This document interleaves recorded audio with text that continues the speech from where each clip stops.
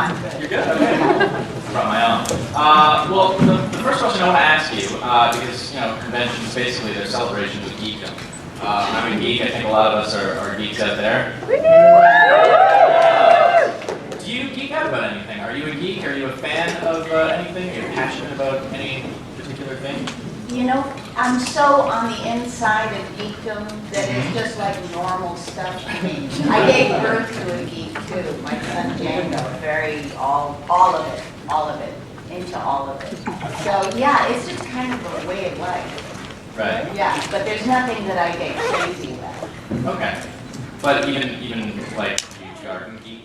So people who are like gardening geeks or music geek. What's your food? A foodie. That's the correct term. Yeah, I am that. I had a catering business when I lived in New Mexico, and I love to bake. I love to cook. I love to feed people most of all. That's what I really like. I like to feed people. So I'll accept the invitation. Let's just go right to the floor because I'm sure you all have lots of questions you want answered. Right there. Hello there. Hi. You look great, by the way. Thank you. You probably drank it the most on the show, and as an actress, I imagine you brought a lot of the creativity and imagination into your character. But as an actress, what do you imagine a Rappuccino tasting like?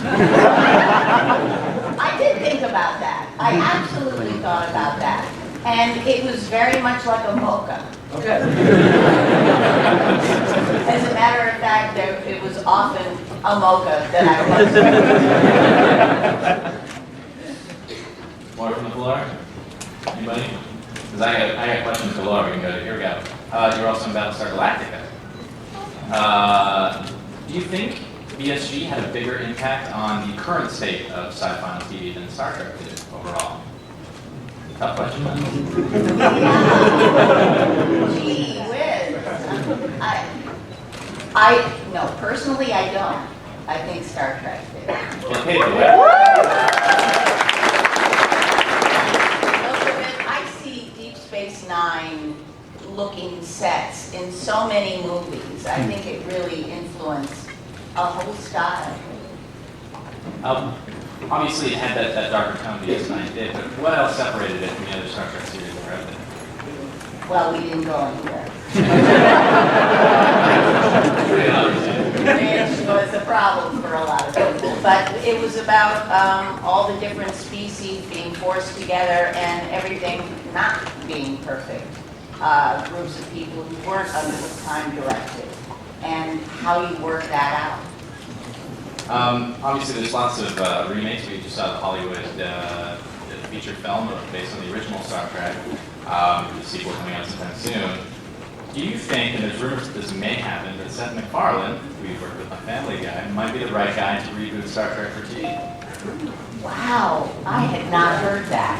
But I have to tell you, Seth is one of the most frighteningly talented people I have ever seen. I had no idea when I watched Family Guy and I enjoyed it, but going in to work with him, I was shocked. He was Stewie, he was the dad, he was the dog, he was all the voices, and he performed it with me and would go from one voice to the next. It was like he had 3 people in his body and we were having a scene. I've never seen anything like it. And he's quick and smart, and I think he'd do a good job. He is a very passionate Star Trek fan. Yeah, he's a big geek about it. Absolutely. I was so impressed to meet him. He was like, Major Kira, wow.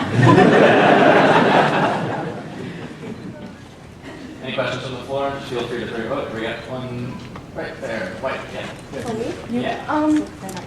Hello. Hi. I was wondering, between the two, in the Deep Space Nine series, did you like the Vedic-Bareil-Kira relationship better or the Odo-Kira relationship better? Vedic, Bareil, or Odo?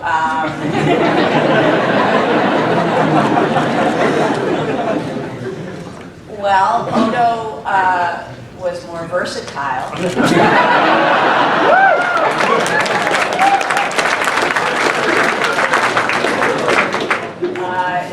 Definitely Odo. And to work with Renee, he is the consummate professional, and it's like playing tennis when you're a good tennis player with someone who's way better than you. And it just, I felt like he brought my game up always when we worked together. There. My question is sort of along the same lines. They put Kira through 3 different relationships in that series, with Bareil, with Jakar, and with Odo. And I noticed they didn't really do that with any of the other characters. So did you feel at all sort of thrown around between those? I figured that I kissed just about every character on the show. Between me and the intendant, I did, including Dax. I'm not sure, you should have seen, it was so funny. The day that, and of course now it's so common, but 2 women kissing, all of a sudden we tried to get to our set, and it was crowded with men. Men from other shows. It was unbelievable. It was really funny, but like I said, it was a big deal then. But yeah, I don't know why I was romantically all over the place. I don't know what inspired them. Well, your pregnancy was actually incorporated into the plot of the show, and this is actually something that often happens in sci-fi, whereas you hear stories about outside of sci-fi, actresses getting pregnant and their characters being written off or excuses being given. Is sci-fi as a genre more accepting of that sort of thing? Does it offer more opportunity to play around when that sort of scenario arises? It's certainly easier to do something about it and accept it than hold pillows and constantly be bringing trays somewhere. The way they usually handle it, you know, you just flat out, there was a shuttlecraft accident and now I'm pregnant.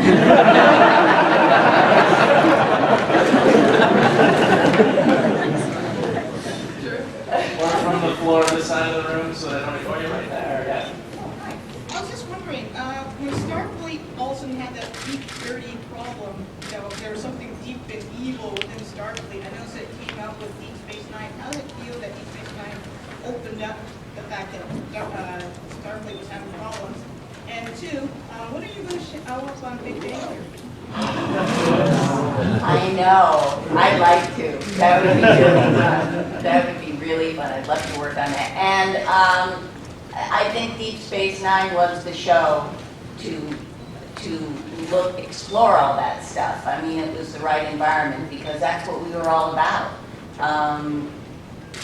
Problems, and are they going to get solved? And very often they didn't. There was a lot of gray area. Things were just left as they are in life, you know, not tied up in a bow. Yeah. I was wondering, does the DS9 past present the fact that TNG got a whole bunch of movies and none of the other series got any movies? You know, there were certain things that we were told. We were told we would go 7 years at the beginning. We were told that Paramount is weird about merchandising, so just forget it. And we were told that there wouldn't be any movies. So it was predetermined, so it was like, yeah, well, we know that. We kind of knew. So no, not at all. And TNG was such a phenomenon, you know, we were lucky to hang on there as the, you know, darker show. Or their classes, yeah.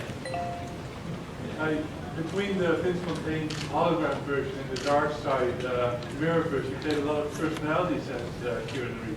How was it like switching between those different versions of yourself? It was, first of all, I had so much room in Major Kira because she made mistakes. She did, you know, I wasn't just playing a one-dimensional character or someone who has to fulfill, you know, the romantic ideal. I had so much room with her, and then I had so much room with the intendant, and it was fantastic to play that role. Unfortunately, at the time, I'm sure now it's so easy to do split screen stuff, but we weren't there technologically then. And to do one scene between Major Kira and the intendant, one like 3-minute scene took 12 hours. It was grueling, and everything had to be lined up in a certain way, and then you had to act. So, yeah. Before we go to the next question, if you can't see and you're in the front rows there, it does look like there's more room at the back, so you have a bit more of a line of sight. I don't see people over there. Yeah. It's not fair. Right down the middle, little red shirt. Spit it out before you have to get killed. I have your keys. I can't find the credenza. Could you point me towards the Davenport? My son Django makes fun of me. He says that I am like that, you know, because I say, would you like a peppermint? And he said, oh my God, that's your character in Family Guy. Peppermint, no one says peppermint. Right there. What was it like working against Louise Fletcher? Louise Fletcher is one of the funniest, cutest women, and you'd never know it from that character, but she has the most girlish laugh, and when she would laugh, it's impossible not to laugh with her. She was a delight. I had so much fun. I had so much fun with her. And she's so nasty in her character. It's amazing. Down the middle, gray shirt. As I understand it, originally your character was written for Michelle Forbes.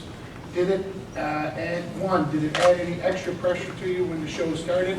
And two, did you watch her performance before the show started?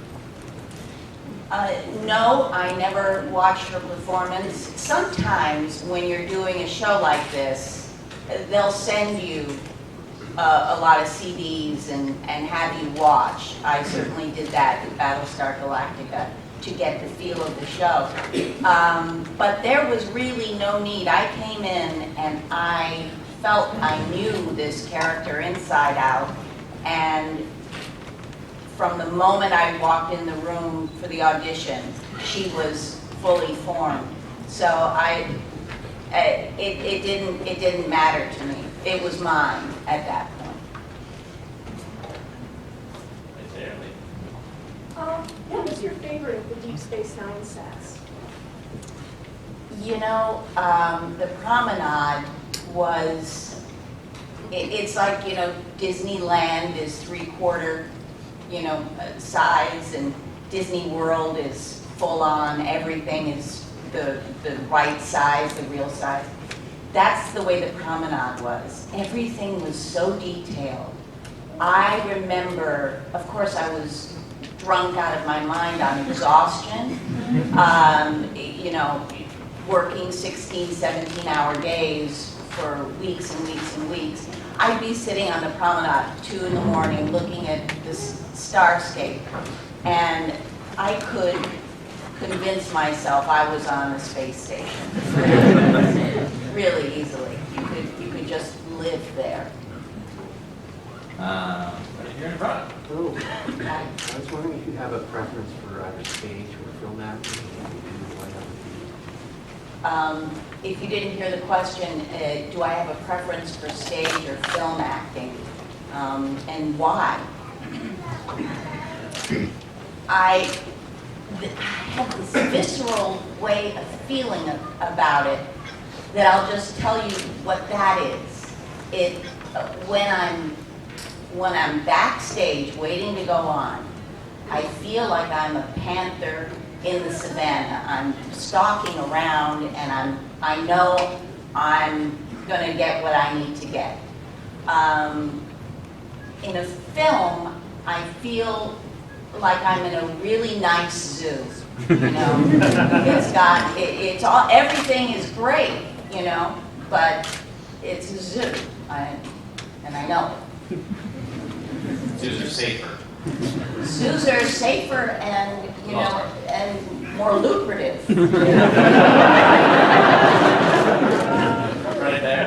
Hi, what was it like working with Mark Alamo, Gold Vidcon? Mark, the minute he would put his makeup on, he became that character, and I was already a Bajoran, and it was like I just couldn't stand him. Everything he did annoyed me. Every suggestion he made, I didn't want to do. You know, he'd say, let's do it in front of the stars, it'll be kind of romantic. And I was like, no. But when we had dinner and stuff outside, he came to Easter, I remember one year. He was delightful and sweet and charming, and he had a wolf that made me, that really impressed me. I went out to his house to meet his wolf. It was a full-on wolf. Wow. Wow. Right down the middle. Can you tell us about some of the current projects that you're involved with? And I know you still work with Renee on occasion. What was the most recent thing you had done with him, possibly, in a con or whatever? We started to do these poetry readings. It sounds hideous, but it was actually really, really wonderful. We found some great works, and that was just, always with Renee, it's joyful, and that was terrific. I just moved from LA, literally just, LA to New York. My husband got a job working on Broadway. He's a manager, and so we made the decision, well, you know, you follow your cheese. So we followed his cheese this time. It was his turn because he went and sat in LA with me, certainly not being able to work on Broadway. So it's his turn this time, and there are a lot of shows happening in New York right now. So hopefully I'll do some guest stars. I'd really like that. On the topic of Renee, I'm actually going to be at a con with him in a couple of months in Halifax. So could you give us a funny story about working with him that I could then ask him then? See the two line up. No, you know, you have to ask the next generation people for, you know, inside stuff because they had so much going on. They were so funny, and they played tricks on each other. And Deep Space Nine, we were, especially Renee and I, Yeah. we were so sober and so about work and scene and stuff. Right. There wasn't a lot of lighthearted stuff. That's what I heard from Michael Dorn and speaking with him, that like, Yeah. the transition from TNG to DS9 was a bit more of a serious tone on set. Oh, definitely. Yeah. Definitely. But you can ask him about our kiss and rubber meeting rubber. We'll do back to the... Cool. Yeah.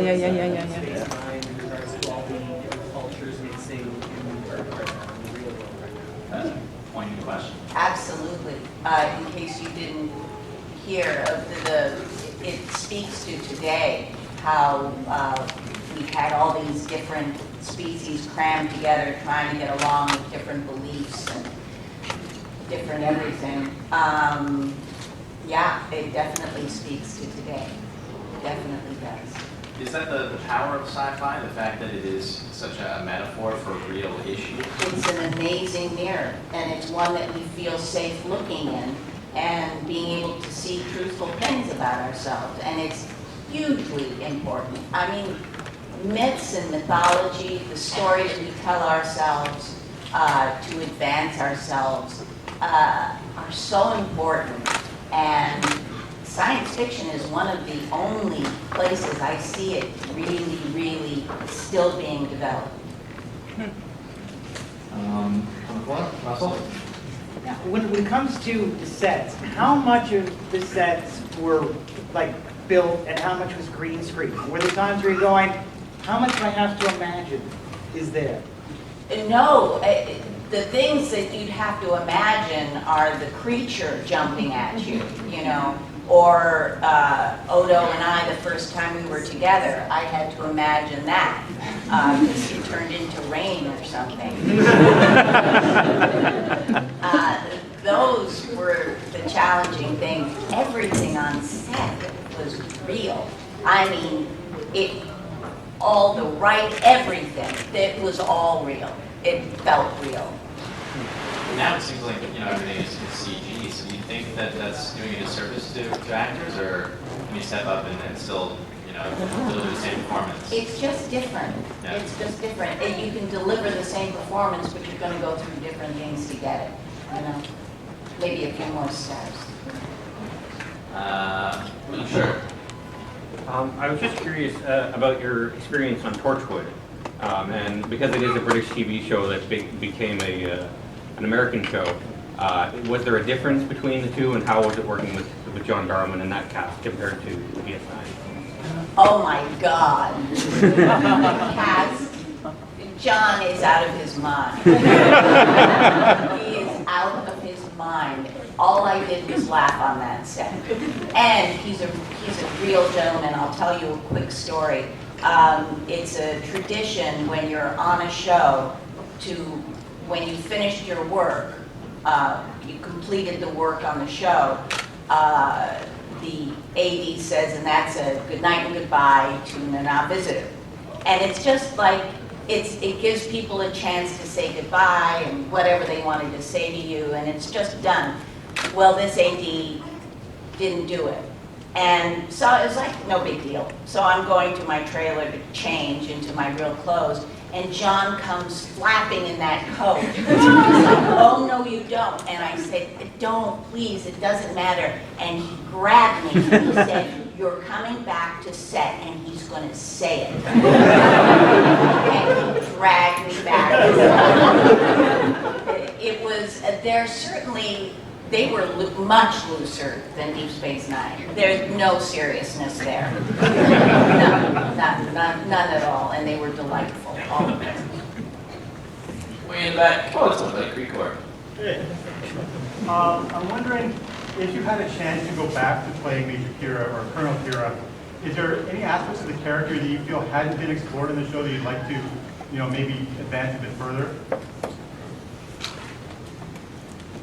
The only thing that I can think of is I always thought that when the attendant came over the last time, that she tied Major Kira up and she impersonated Major Kira, and that Major Kira was the main problem for all the stuff going on with the wars, because it was actually the intendant trying to take everything down. So that would kind of be fun to go back as the intendant and see. I know that doesn't follow the books, I know, but that idea always fascinated me. Right there.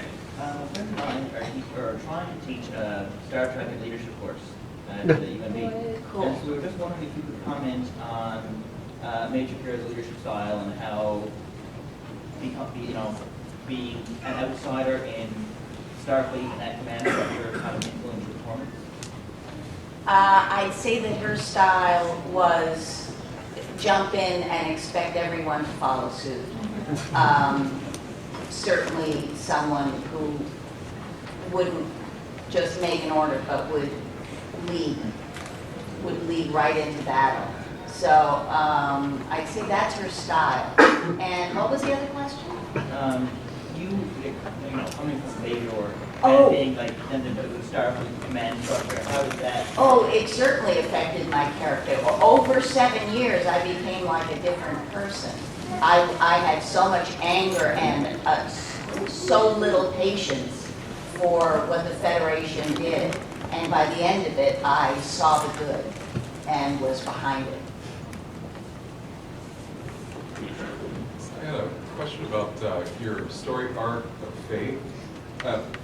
Major Kira is one of the few characters that really explored faith, or if they did that, how did that feel to have that kind of growth, that arc? You were talking about how that process changed. How did that feel to play that, to explore that? It was incredible to have that arc of faith, in case you didn't hear that they explored my faith. I think they would have gone further with it, but they got not great feedback about it from I don't think fans wanted to see all that so much. But they really did get it, they went deep into it. But it was, she was so much a person. She was every archetype you could play. She had active in her. Speaking of Kira's faith, and they did explore it quite a bit, but how much further did you maybe take it in thinking about internalizing her faith and all the stuff behind what actually made it to the screen? Well, you know, I was called a freedom fighter by some on the show and a terrorist, excuse me, by others. So it was where she came from, her faith and the importance of her faith. It was why she did what she did. And I always wonder if in today's world she would exist as a lead character. I don't know. Way in the very back, right on the door. So you have a lot of good things to say about a lot of actors that you've worked with. I'm wondering who was the most challenging or who was the most difficult or... If you feel uncomfortable answering that, then just a good story. No, I'll tell you what you probably already know. Avery Brooks he's a very different kind of being. And amazing. As a matter of fact, he asked me the first day on set, how do you like your name pronounced? And I was like, what? I'm used to saying Nana, Nan, whatever. And it was like, I don't know. And he said, no, how do you like hearing your name? And I said, I like the way my mother said that she was French, and she would say Nana. And by the end of the week, everyone on the set was calling me Nana, and that's how it stuck with me. And I actually say that's the way I like my name said. But I wouldn't have thought to, encourage people to say it that way. He knew everyone's name. He was such a cool, wonderful gentleman, and he is also a jazz musician. And, excuse me, and talks like one. And I was his interpreter for a couple of years. A new director would come in and he'd say, Avery, did you want to change something in that scene? And Avery literally would go, that, like that.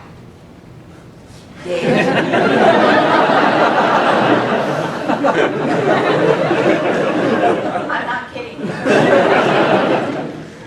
And the director would look at me like, please, because they didn't want to admit that they had no idea what he was talking about. And I'd say, oh, he just thinks that the first part of the scene should maybe happen down here, and that we should go slower with that whole section. And it's okay. All right, yeah, Avery, yeah.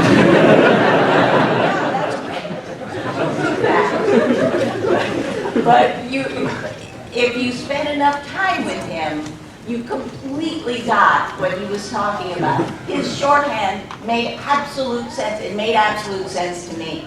But to the uninitiated, it was a little frightening. Right at the front. Did you know much about Star Trek before these?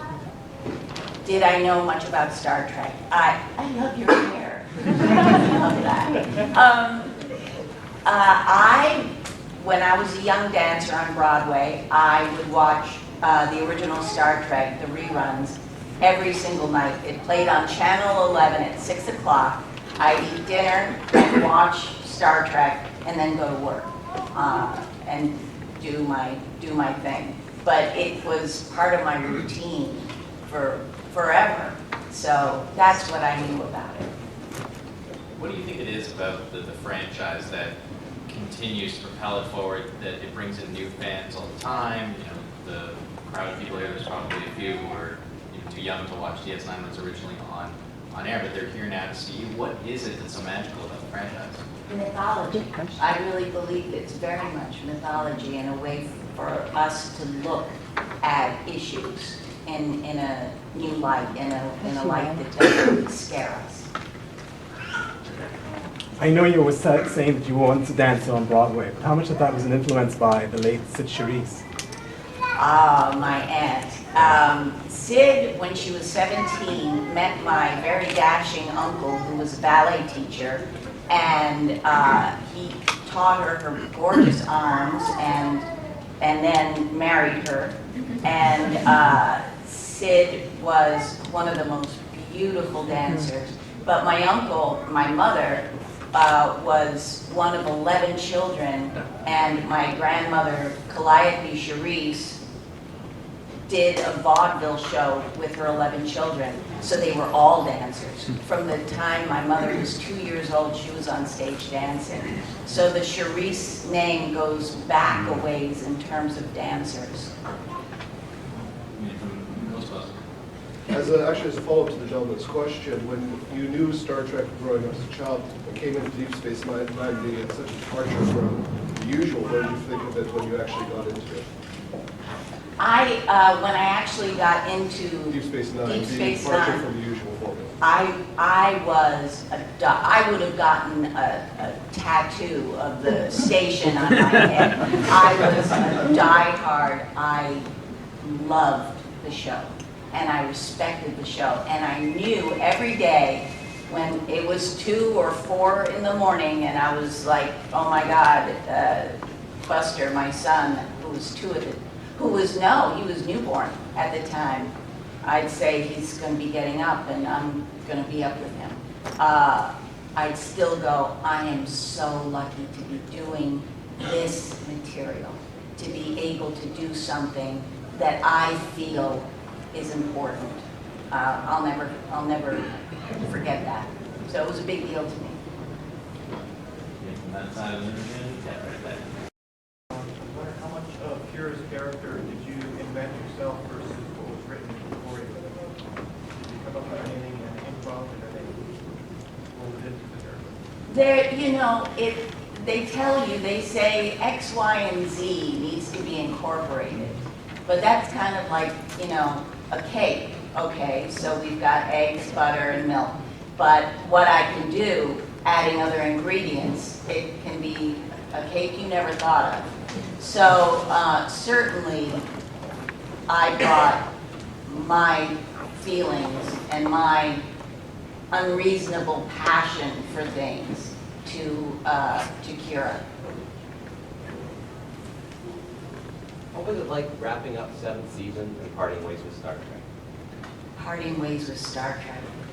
I cried for the last 2 weeks.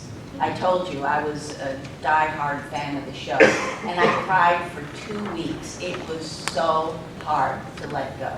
It was so hard to say goodbye. It's, it's not family, it's a tribe, and you leave your tribe, and you don't have one anymore, and it's very hard, very hard. So are events like this where you're talking about and engaged with the fans, are they joyous or is it have a little bit of pain, those memories of saying goodbye? I don't associate it with the tribe. I associate it with this experience, which is constantly different and amazing to me and important to me. Because, again, what attracted all of us to it, I respect. So I'm cool with this part of it. Right there. Did you have a sense, like from when you started the show, that it would last so long? Did you know, like right when you started, that 15 years later you'd be coming to conventions and talking about it still? They told us that. They told us, but I come from Broadway, and all of a sudden the notice goes up, and you got 2 weeks, and then the job's over. So through the whole time until probably the 6th season, I kept thinking, yeah, but it may not happen, it may not happen. And this whole part of it, I didn't believe at all, not at all. This is an amazing experience. It's an amazing part of it. More from the floor on that side? Some, Yeah, really too. Hi, I've actually seen some of the videos you did for YouTube with your sister cooking. No. Would you ever consider doing a cooking show? Oh, yeah, I think we'd love to. It's so kind of, you know, you try to keep your family secrets and the way, your bizarreness out of the public eye. And Zan and I just put it out there. That's really the way we are together. And it's kind of out of control. And if you're in the same room with us, maybe a little scary. But we'd love to do that. We would absolutely love to do that. Now that I'm back in Manhattan, we're going to do more. We just weren't on the same coast. But thanks for asking about that. I'm glad you watch it. Well, if you were to have a dinner party and you know, cook a dinner, invite a few friends, or let's say 6, if you can think of that many, people that you've worked with, who would you want to invite to that dinner party? Oh my goodness. I would want to invite Andy Griffith and Angela Lansbury, Renee, Siddig, oh my goodness, all the people. Hasselhoff, because that would, I put it next to Andy Griffith. That would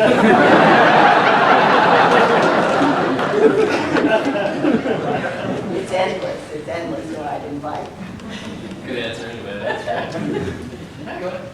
I was wondering, could you tell us about your experiences singing Fever on the holodeck, and could you sing a few bars?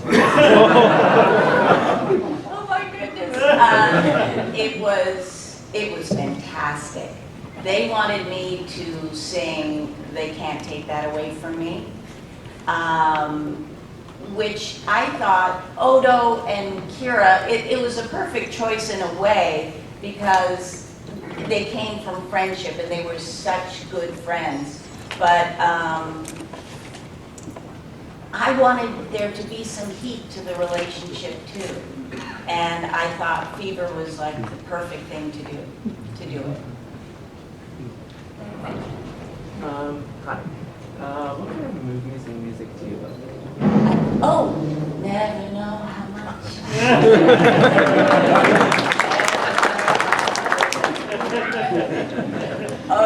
What do I like? Yeah. I love The Good Wife. I watch that. I watch Bunheads because it's really different and interesting, and I'm sure the network will ruin it very quickly. Yeah, because they have the dialogue, they're actually talking, and that won't last. I can't imagine that it would. What else do I watch? Family Guy, reruns. I watch a lot of old reruns too. Like everybody else, Law and Order, all of them. Now I go, okay, I've seen that one twice. I just can't watch it. I believe you asked about movies and music as well. Yeah, music. Music, right now, my favorite thing to listen to is Vampire Weekend. I love them. I see ya, da, da, da. You remember, do you know that? Oh, yeah, it's wonderful. They're a very innovative group. Django always brings me this music, my 15-year-old, and introduces me to new stuff, probably so that I don't mind listening to it. But it totally works. And I love Coco Rosie. I love jazz, some of the later jazz. Yeah. Is that a question or a 5-minute warning? Question, go with it. You mentioned that the show is like a tribe. I was wondering if you're still really close to all the cast and if you have barbecues together. Their DS9 hangouts? Well, very often, these are our opportunities to see each other. and it happens then. But it's like, that video of the lions seeing each other after all those years, and they just hug each other. That's the way we are. We may not see each other all the time. We don't go to barbecues because we live all over the place and rarely are in the same, city. But when we do get together, it's like there was no time gone. You have friends like that. That's what it's like. I recently moderated a reunion of the TNG cast in Calgary this year. And, without naming names, someone behind the scenes said, you gotta make sure that so-and-so doesn't dominate the conversation. Who from the cast of DS9 would be the most flamboyant and verbose if there were to be such a reunion? Oh my God.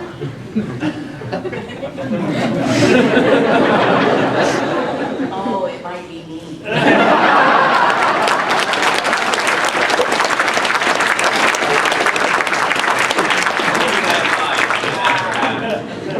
That's why I couldn't think of anybody. Right there, right back. Could you tell me, do you have any dogs or cats at home? Yes, I have 2 dogs, a standard black and white poodle and a toy black and white poodle. Did you know they came in 2 colors? And they're gorgeous, and they're such smart dogs.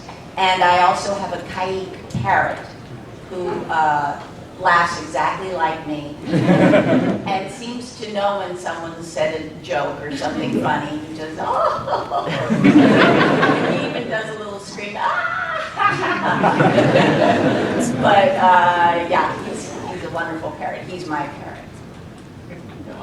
I was just wondering why they killed off Dax, like the very last second season. That was the actress's choice. She wanted to finish. Why didn't they just kill off the character and instead of replacing? I don't know why they decided to do that. I have no idea, none whatsoever. It's just one of those things I wasn't privy to. Were there any actors that would fight the writers on decisions, go in and demand changes frequently? Yeah, me. Did you? Yeah. That was me. Right. With the next generation and their 25th anniversary, is there something or talk amongst the cast of doing something similar when it comes time for Deep Space Nine? Not that I know of, no. We have Who not would even initiate planned. that? I have no idea. I'll probably be the last to know too, if there is anything. It's usually the corporations, right? Like Paramount or something that has something to do with Yeah, we think so. There's one over there. I was wondering, what do you dress up like Halloween? I'm usually a witch. I like to be a witch, but kind of this scary witch as opposed to one in a short skirt.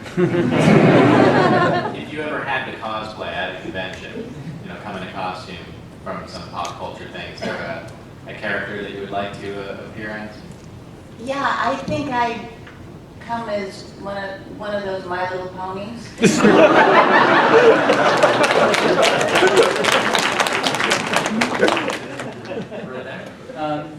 When it came to the end of the 6th season and the 7th season, what was your personal opinion of the introduction of Vidcon?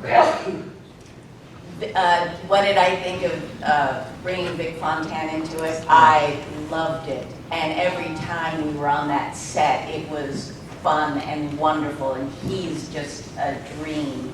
It was great. I also loved when they did the 007 takeoff, but because of Bond and all of that, we weren't allowed to do any more, because I think they intended to do quite a few of those, which would have been great. Time for a couple more, so right there. Did you take anything after the show finished? Did you borrow anything from the set? I I did before I knew it was bad. I asked the prop guys, because I sat in the promenade, I told you, all those hours. Just the promenade. And there was, I took a large piece from the promenade. There was this, it looked like a spiny fish that hung in front of, I guess what was supposed to be a fish restaurant. And I asked the prop guys, can I have that? Because, and they were pulling it all apart and stuff. And that night, they pulled up to they had it covered in their wagon. And they said, okay, where's your car? We'll put it right there. Wait, is this bad? And the next day, we got it from the producers, do not take anything. But I'd already had it.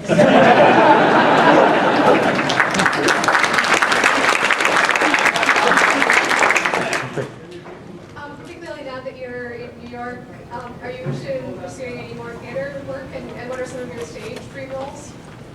I'm so lucky I got to do a stage dream role. I got to do Roxy Hart in Chicago. That was just fantastic. I loved that. I would love to do Mama Rose and Gypsy, probably in a few years. I need to wait a little while. But everyone wants to do Mama Rose and Gypsy, so I have a long line ahead of me. I would like to originate something else. That would be fun. Yeah, I'm looking forward to doing Broadway. Well, we'd all be looking forward to having you back at Expo. Give it up for Nana.